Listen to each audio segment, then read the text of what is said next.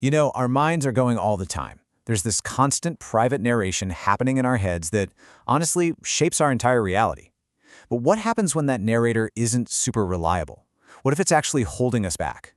Well, today, we're going to learn how to listen, to understand, and, ultimately guide that inner voice. Have you ever had that feeling? Like you're just trapped in a loop of worries, or maybe some harsh self-criticism? It can feel like you're just a passenger on this runaway train of your own thoughts. But what if I told you that you can actually learn to be the conductor? So, that's going to be our mission. We're going to shift from being just a passive listener to becoming an active investigator of our own minds. We'll learn how to spot the clues, identify the patterns, and really understand how our internal world actually works. Okay, so every good detective needs a starting point, right? A baseline for what's true. Before we can call out a misleading thought, we have to know what's really true for us. And that foundation? That's what we call the core self. Think about it for a second. Who are you underneath all the daily stress and the constant noise? That part of you that's consistent, authentic, and just solid. That's your core self. It's not the part of you that's worried about a deadline, it's the part that holds your deepest, most fundamental values. Your core self really does act like an inner compass, your own personal true north. It's the standard you can hold your thoughts up against. So when a negative thought pops into your head, you can just ask a simple question. Hey, does this actually line up with my core values? Just that simple check can be a super powerful anchor in a sea of mental noise. All right, we've got our foundation. Now it's time to open up the detective's toolkit. We're moving from the what to the how, learning a concrete method for catching these thoughts in the act and uncovering the hidden patterns behind them. This process is so simple, but it is incredibly powerful. First, you just catch the thought as it's happening. Then you write it down, get it out of your head and onto paper. Next, you name the emotion it's making you feel, and then you challenge it. Is it actually true? As you keep doing this, over time, you'll start to see these patterns emerge from the fog. So once you start using this toolkit, you'll definitely begin to spot some repeat offenders. These are what we call cognitive distortions or thought traps that our minds just love to fall into. So let's take a look at a few of the most wanted. First up on our most wanted list is black and white thinking. This is the all-or-nothing trap.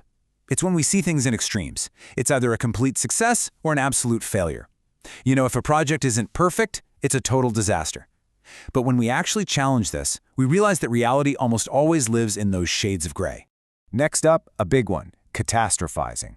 This is when our minds take a tiny spark of worry and just fan it into a raging forest fire. You get a mild headache, and boom, your mind jumps to the worst possible conclusion. The key here is to just pause, take a breath, and ask yourself, okay, really, what's a more likely explanation here? And here's a classic, personalization. This is when we automatically assume that we are the direct cause of someone else's bad mood or negative behavior. We make it all about us when, in all likelihood, their actions have absolutely nothing to do with us at all. And finally, we have the tyranny of the shoulds. You know the ones. I should be more productive. I should go to the gym more. These are these rigid, often unrealistic rules we set for ourselves, and they almost always lead to feeling guilty. Just trying to swap your shoulds for coulds, or even just accepting what is, can be so incredibly freeing. Now, just spotting these traps, that's a total game changer. But to really level up our self-awareness, we need to understand why these traps are even there in the first place. So now we're going to grab our advanced tools to dig a little deeper and find those root causes. This is a technique called the 5 whys, and it's pretty much as simple as it sounds. You just keep asking why, like a curious little kid.